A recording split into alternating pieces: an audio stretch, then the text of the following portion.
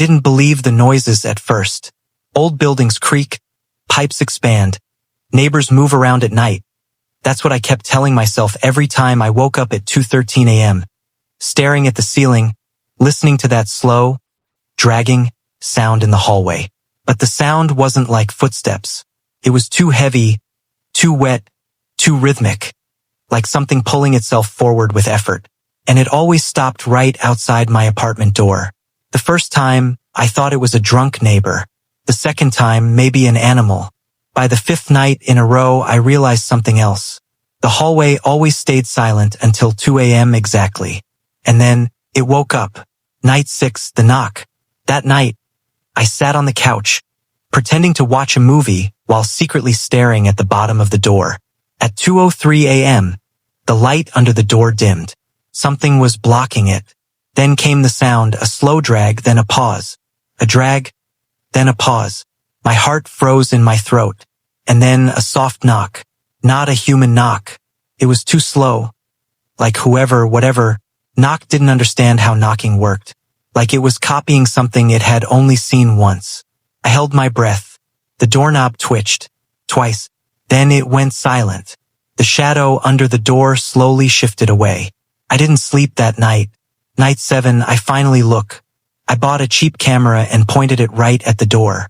At 1:59 a.m., I sat in my bedroom with my laptop open, watching the live feed. 2 Uhr nachts. Nothing. 2:05. Still nothing. 2:12. The hallway lights flickered. 2:13. My camera feed glitched like something passed directly in front of it.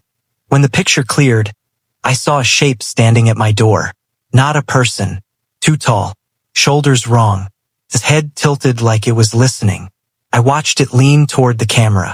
And then the feed cut to black. Not disconnected. Not lost signal. Black, like something covered the lens. I closed the laptop. I didn't open the door. I waited until sunrise before checking the hallway. Nothing was there. But the camera lens was wet. Night 8, the scratch marks. I woke up to a sound I hadn't heard before. Scratching. Long, slow scratches running down the length of my apartment door. I stood on the other side, palms sweating, listening. Scratch, scratch, scratch. When it stopped, I checked the peephole. Nothing. But in the morning, deep gouges scored the entire surface of the door. Too deep for fingernails, too uneven for knives. And the wood smelled like dirt, like something had been buried for a long time. Night 9. I talked to my neighbor. I finally asked my neighbor, Mrs. Herrera, if she'd heard anything weird around 2 a.m. Her face went pale instantly. "You've been hearing it too?" That made my stomach drop. She lowered her voice. "You must not open your door, no matter what you hear, no matter who it sounds like." I asked her what it was. She didn't answer. She just closed her door, locked it, and shoved something heavy against it. That's when I realized she wasn't warning me. She was terrified. Night 10. It says my name. I was in bed when I heard it. At 2:13 a.m., the hallway fell silent. Then came the drag. The pause. The drag. Then, open. I bolted upright. It didn't sound human. It sounded like a recording of a voice played underwater. Then it said my name. Slow. Bit. Wrong. Open, the doer. My name. The worst part? Sounded like me. Like my own voice, mangled and stretched. I clamped my hands over my ears. But the voice grew clearer, closer, as if it was kneeling right at the threshold. Then the doorknob began to turn. Slowly. Click, click, click. I pushed my dresser in front of the door and didn't move until sunrise. Night 11, it enters someone else's apartment. At exactly 2:16 a.m., something changed. The footsteps didn't stop at my door this time. They kept going.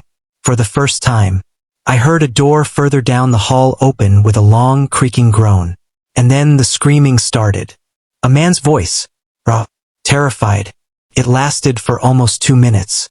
Then silence. Dead, cold silence. I didn't sleep until the sun filled the hallway through the windows. Police came. They knocked. They asked. No one answered the man's door. When they finally broke in, they found the apartment empty. No signs of struggle. No resident. No furniture. No anything. Just deep grooves carved across the floorboards, leading to the window. Night 12, the final night. I decided to leave the apartment the next day. I started packing at sunset, but something felt different. The air was heavier. The walls seemed to hum. The floorboards felt like they were breathing. At 1:58 a.m., before the hallway lights flickered, before I even heard the first drag, my doorknob began to turn. Slow, precise, like something had learned exactly how a human hand worked. The lights went out. Darkness swallowed the room. From the other side of the door came a whisper. I know you're awake. Then, I walked every night, waiting for you to open. Tonight, you don't have to. The knocking began behind me, inside the apartment. Something else was already in the room. I turned, and the door in front of me slowly opened on its own, revealing the pitch-black hallway. Something tall stepped inside, dragging itself forward, coming for me. I don't remember what happened after that. But every night at 2:13 a.m., people in this building say they hear two sets of footsteps now. One dragging, and one walking beside it.